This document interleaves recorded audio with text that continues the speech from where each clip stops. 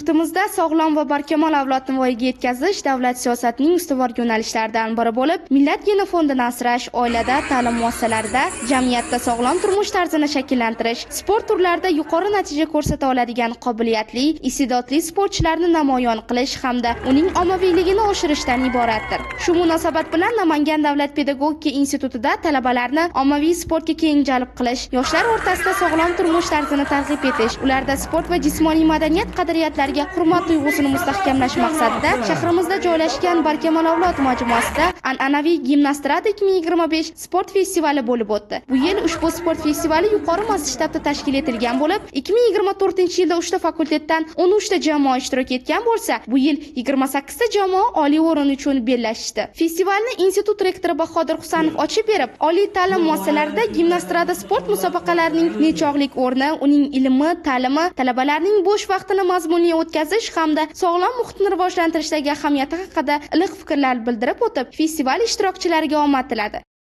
Gimnastrada musobaqasi o'zida milliy qadriyatlarni, ma'naviyatni, o'zbekning chinakam qiyofasini, xalqning buyukligini, shijoatini, o'zini buyuk ajdodlar merosiga munosib avlod ekanligini ko'rsatadigan bayram.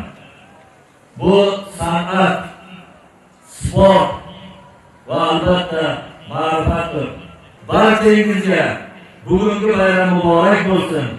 Bugungi musobaqa muborak bo'lsin. Bugungi festival muborak bo'lsin.